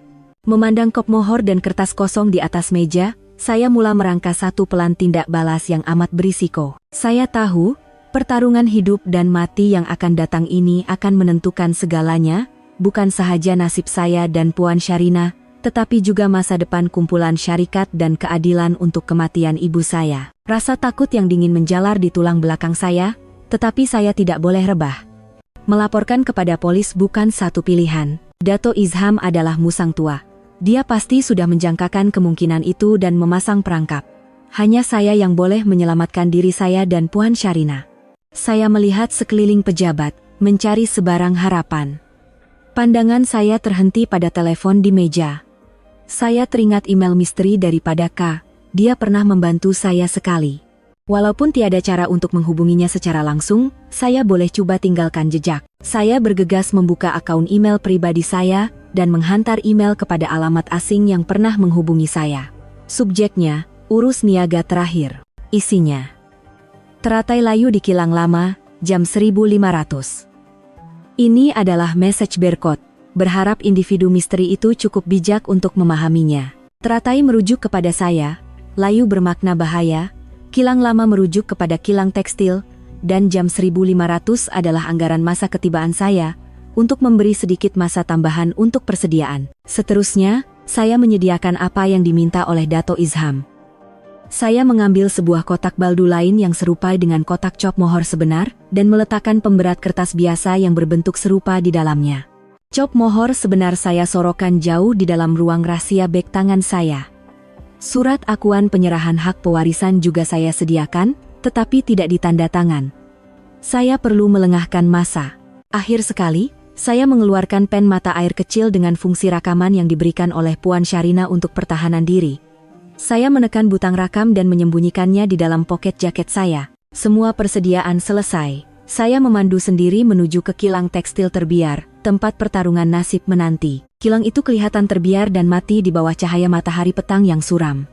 Sebaik sahaja melangkah masuk, udara terasa dingin dan penuh dengan bahaya.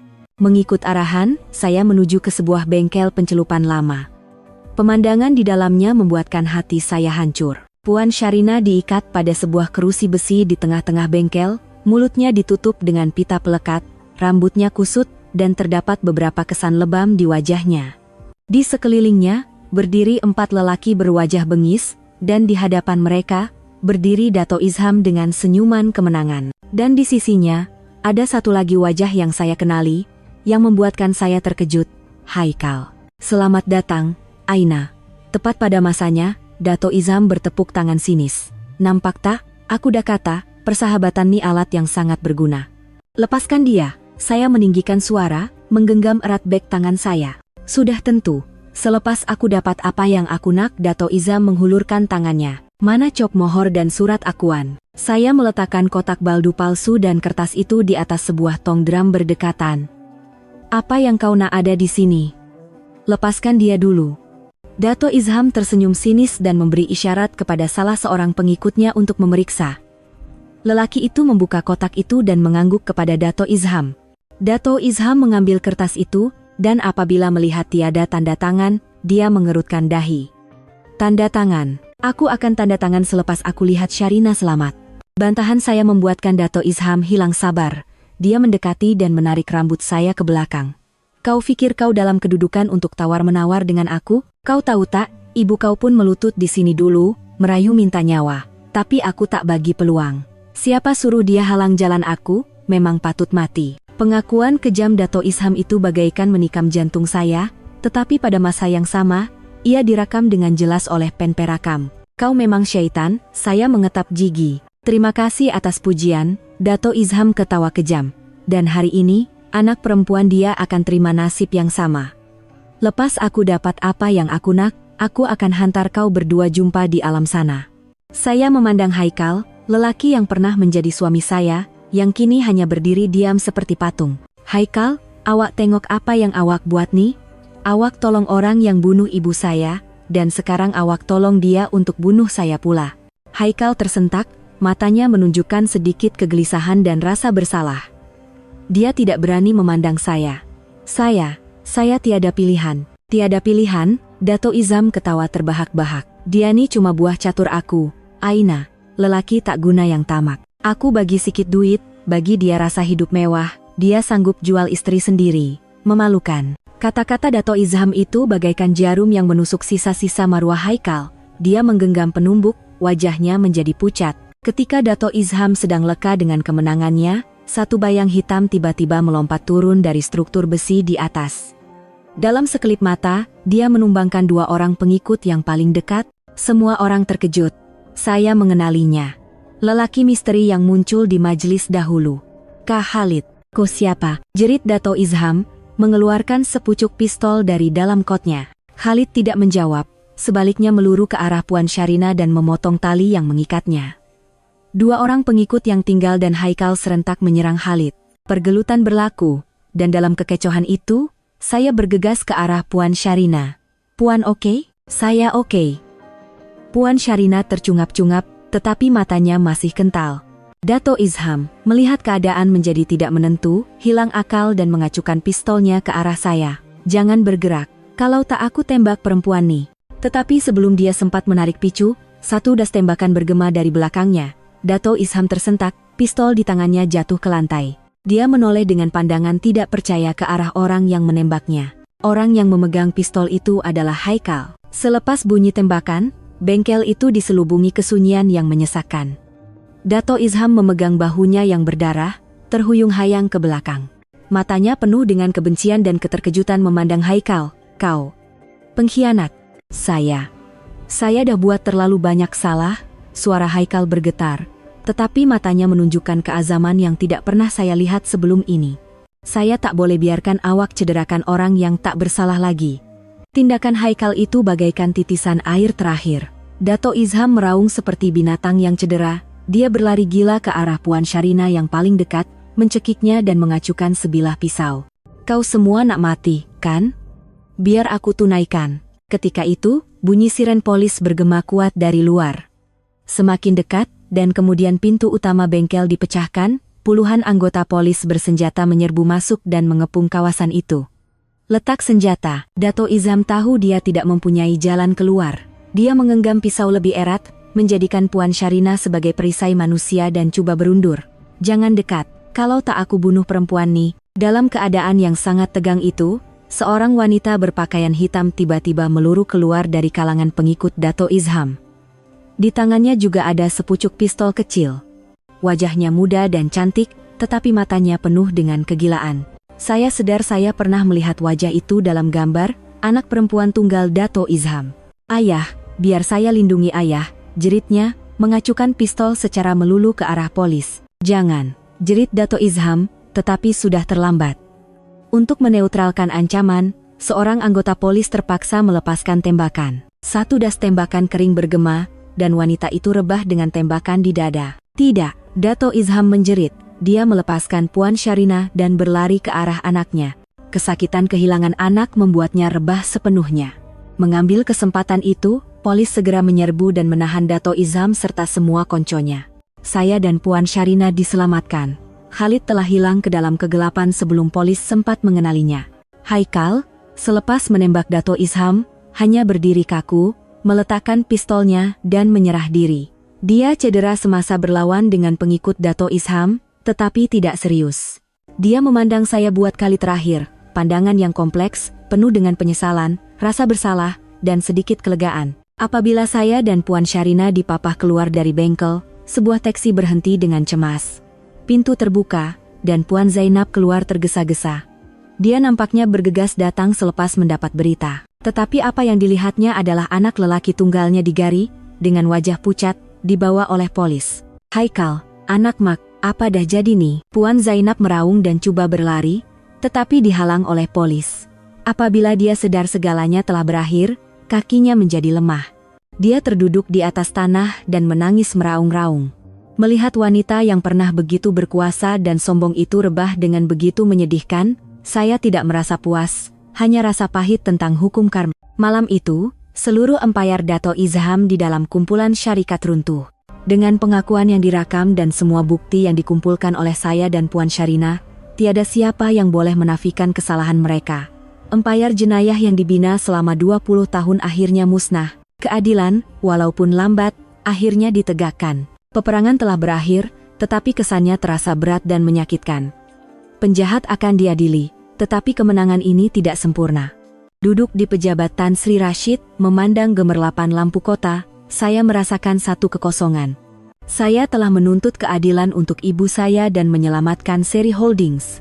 Tetapi orang yang mempercayai saya dan mengamanahkan semua ini kini telah tiada. Kesedihan kehilangan seorang tokoh yang saya hormati dan anggap seperti keluarga kini benar-benar terasa. Kalaulah dia dapat menyaksikan saat ini, kalaulah saya dapat mengucapkan terima kasih yang tidak terhingga kepadanya. Puan Syarina masuk dan meletakkan tangannya di bahu saya. Wajahnya juga dipenuhi keletihan dan kesedihan. Kami telah melalui hidup dan mati bersama, dan kini kami berkongsi kehilangan ini bersama. Kita perlu uruskan majelis pengebumian Tan Sri, suara Puan Syarina serak. Kita perlu pastikan dia pergi dengan tenang. Majelis pengebumian Tan Sri Rashid diadakan beberapa hari kemudian. Dia hidup secara sederhana, tetapi reputasinya dalam dunia korporat sangat besar. Ramai yang datang untuk memberikan penghormatan terakhir. Saya dan Puan Syarina memakai baju kurung putih, menyambut para tetamu. Melihat gambarnya yang tersenyum lembut membuatkan hati saya sebak. Saya berjanji pada diri sendiri, saya tidak akan mensia-siakan hasil kerjanya seumur hidup. Di antara para tetamu, saya melihat seorang wanita pertengahan umur yang anggun tetapi berwajah sugul. Dia berpakaian serba hitam, berdiri senyap di satu sudut. Encik Ismail berbisik di telinga saya, "Itu istri Dato' Izham." Selepas majelis selesai, dia meminta untuk berjumpa dengan saya secara pribadi. Tiada lagi kesombongan istri timbalan pengerusi, hanya rayuan dan keputusasaan. "Cik Aina, tolonglah," katanya, memegang tangan saya dengan mata yang merah. "Saya tahu suami saya dah buat salah besar, dia patut dihukum. Tapi anak saya, Alia tak bersalah. Dia buat semua itu sebab dia terlalu sayangkan ayah dia. Tolonglah cakap sikit pada polis, berilah sedikit kelonggaran pada keluarga yang tinggal. Kami akan pulangkan semua yang kami ambil secara haram." Saya memandang wanita yang sedang menangis di hadapan saya. Saya dapat merasakan kesakitannya sebagai seorang istri dan ibu. Tetapi kemudian, bayangan ibu saya yang meninggal dalam api, Pak Din yang dipukul, Puan Syarina yang diculik, dan Tan Sri Rashid yang menghembuskan nafas terakhir, terlintas di pikiran saya. Kemaafan tidak semudah itu, Puan. Saya melepaskan tangannya dengan lembut, suara saya tenang tetapi tegas. Biarlah undang-undang yang tentukan segalanya dengan adil. Siapa yang bersalah mesti dihukum. Itulah harga yang perlu mereka bayar. Ini bukan sesuatu yang boleh saya campur tangan. Maafkan saya. Selesai berkata, saya berpaling, meninggalkan dia yang termangu dalam keputusasaan. Hati saya tidak merasa puas, hanya ada kesedihan yang samar. Dendam mungkin akan berlalu, tetapi parut yang ditinggalkannya akan kekal selamanya.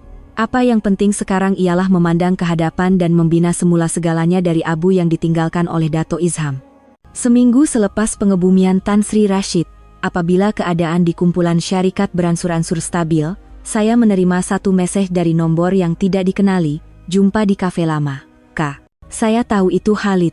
Saya ada banyak soalan untuknya. Siapa dia, dan mengapa dia membantu saya?"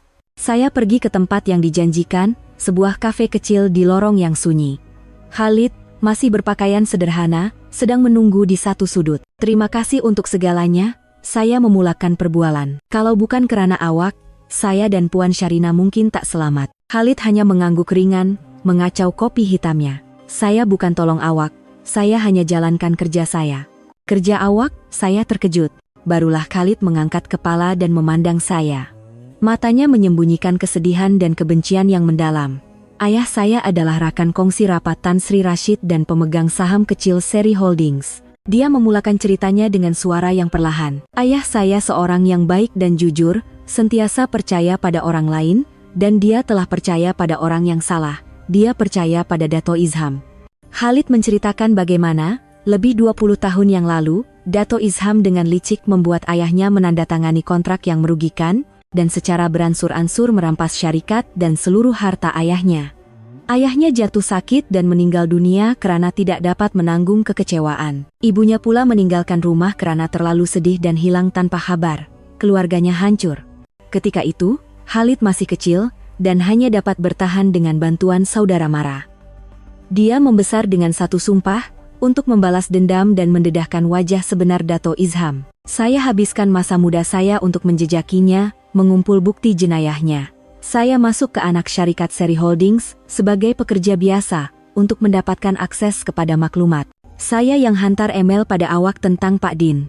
Saya mahu mulakan peperangan ini melalui tangan Awak yang mempunyai alasan yang sah. Kemunculan Awak tidak dijangka, tetapi ia satu pemboleh ubah yang menguntungkan rancangan saya. Begitu juga dengan apa yang berlaku di kilang. Saya sentiasa memerhatikan Awak. Apabila saya dengar Puan Syarina diculik, saya tahu saat penentu telah tiba. Saya laporkan kepada polis, tetapi untuk keselamatan kalian berdua, saya putuskan untuk bertindak dahulu. Kini segalanya jelas. Saya dan Khalid, tanpa mengetahui, mempunyai musuh dan matlamat yang sama. Kami tanpa sadar telah menjadi sekutu dalam peperangan ini. Sekarang semuanya dah berakhir. Apa rancangan Awak? Saya bertanya. Khalid memandang keluar tingkap. Matanya jauh menerawang. Dendam dah terbalas, keadilan dah ditegakkan. Saya akan tinggalkan tempat ini, cari ibu saya, dan mulakan hidup baru. Hidup yang tiada lagi kebencian. Dia bangun dan meletakkan uang kopi di atas meja. Selamat tinggal, pengerusi. Semoga Sri Holdings terus maju di bawah pimpinan Puan. Selesai berkata, Khalid berpaling dan hilang di antara orang ramai di luar. Senyap dan tegas. Saya ditinggalkan sendirian, dengan rasa terima kasih yang mendalam. Hidup ini memang aneh, ada orang yang muncul senyap-senyap untuk membantu kita pada saat paling sukar, dan pergi tanpa kata apabila tugasnya selesai. Beberapa minggu kemudian, selepas ribut reda sepenuhnya, peguam pribadi Tan Sri Rashid menghubungi saya dan ahli-ahli lembaga pengarah yang tinggal untuk membacakan wasiatnya. Pembacaan wasiat diadakan di bilik mesyuarat besar kumpulan syarikat dalam suasana yang khidmat. Peguam tua itu, sahabat lama Tan Sri Rashid, membuka sampul wasiat dan membaca setiap klausa dengan suara yang jelas. Sebahagian besar harta pribadi Tan Sri Rashid didermakan kepada badan amal, hospital dan sekolah. Bahagian yang tinggal, dan yang paling penting, adalah semua pegangan sahamnya dalam Seri Holdings. Dan akhir sekali, keseluruhan pegangan saham saya dalam Seri Holdings, serta kuasa pengurusan tertinggi yang diwakili oleh Kop Mohor Pengerusi, diwariskan kepada Cik Aina Sofia, anak perempuan kepada penyelamat saya. Saya meletakkan kepercayaan penuh terhadap kebolehan, kebijaksanaan, dan kepribadian Cik Aina Sofia. Saya percaya dia akan menjadi pemimpin yang layak, yang akan membawa Seri Holdings ke tahap yang baharu, menjadikannya sebuah syarikat yang cemerlang bukan sahaja dari segi ekonomi, tetapi juga menyumbang kepada masyarakat. Walaupun saya sudah tahu, apabila kata-kata ini dibacakan secara rasmi, saya tidak dapat menahan rasa sebak. Kepercayaan yang diberikan oleh Tan Sri Rashid kepada saya terlalu besar. Saya memandang Kop Mohor Pengerusi di atas meja, merasakan beratnya tanggung jawab di bahu saya. Selepas wasiat dibacakan, tiada siapa lagi yang mempersoalkan kedudukan saya. Saya, Aina Sofia, secara rasmi menjadi pengerusi wanita Seri Holdings. Pada hari pertama saya memegang jawatan, saya duduk di pejabat Tan Sri Rashid. Kini, bilik ini menjadi milik saya. Saya melihat semula file ibu saya, buku nota rekodnya, dan bukti-bukti yang diperoleh dengan nyawanya. Ini bukan sekadar bukti jenayah Dato Izham, tetapi warisan kejujuran yang ditinggalkan oleh ibu saya. Ia akan sentiasa mengingatkan saya untuk berjalan di jalan yang benar dan tidak pernah tunduk kepada kejahatan. Saya menggenggam Kop Mohor di tangan, merasakan sejuknya jet itu. Masa depan konglomerat berbilion ringgit kini berada di tangan saya. Banyak kesukaran dan cabaran menanti. Saya perlu membersihkan sisa-sisa yang ditinggalkan oleh Dato Izham, membina semula kepercayaan kaki tangan, rakan kongsi, dan pemegang saham. Tetapi saya tidak lagi takut. Di sisi saya, ada Puan Syarina dan orang-orang yang setia kepada Tan Sri Rashid. Dan yang paling penting, saya mempunyai panduan, amanah daripada generasi terdahulu dan warisan daripada ibu saya. Setahun kemudian, cahaya matahari pagi yang cerah menerobos masuk melalui tingkap kaca pejabat pengerusi, menyinari pasu bunga teratai yang sedang mekar. Saya memandang ke bawah, melihat kesibukan lalu lintas, dengan rasa tenang yang memenuhi hati. Setahun yang lalu penuh dengan cabaran, tetapi ia satu perjalanan yang tidak dapat dilupakan. Di bawah kepimpinan saya dan sokongan padu Puan Syarina, yang kini menjadi timbalan pengerusi, Seri Holdings telah melalui satu transformasi yang gemilang. Kami melaksanakan reformasi menyeluruh, menghapuskan semua unsur rasuah, dan membina persekitaran kerja yang telus, profesional, dan berteraskan kemanusiaan. Proyek-proyek hantu Dato' Izham digantikan dengan proyek pelaburan yang benar-benar memberi manfaat kepada masyarakat. Pendapatan dan keuntungan kumpulan syarikat bukan sahaja tidak merosot, malah mencapai pertumbuhan yang mampan. Reputasi Seri Holdings dalam industri juga telah pulih dan meningkat ke tahap yang baharu. Puan Syarina masuk dan meletakkan secawan teh herba panas di atas meja saya. Laporan suku tahunan kali ini sangat bagus. Semua pemegang saham berpuas hati. Saya tersenyum. Ini semua berkat usaha semua orang. Terutamanya timbalan pengerusi. Kami saling berpandangan, mata kami penuh dengan persefahaman dan kepercayaan mutlak. Dari orang asing, malah saling mencurigai, kami telah menjadi rakan kongsi yang tidak dapat dipisahkan, mengharungi badai bersama-sama. Kadang-kadang, saya terdengar kabar tentang orang-orang lama.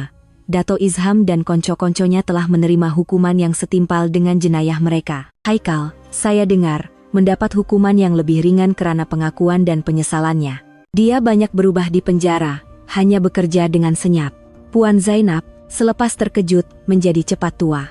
Dia menjual rumah lamanya dan pulang ke kampung untuk hidup dengan tenang. Elina, selepas segalanya terbongkar, telah hilang dari bandar. Tiada siapa yang tahu di mana dia berada. Hukum karma memang adil. Siapa yang menanam angin, pasti akan menuai badai. Saya berjalan ke arah pasu bunga teratai, memandang kelopak bunga putih bersih yang mekar dari lumpur tetapi tidak tercemar. Tanpa sadar, saya mengangkat tangan dan menyentuh tanda lahir teratai di pergelangan tangan saya. Dari seorang wanita yang jatuh ke lembah keputusasaan, kini saya telah menemui nilai diri saya. Saya telah menemui kekuatan dalaman untuk berdiri teguh dan bersinar. Saya tidak mengecewakan kepercayaan Tan Sri Rashid, dan saya telah menuntut keadilan untuk ibu saya. Teratai pada hari itu, akhirnya dapat mekar dengan paling indah, menandakan fajar baru bukan sahaja untuk kumpulan syarikat, tetapi juga untuk hidup saya.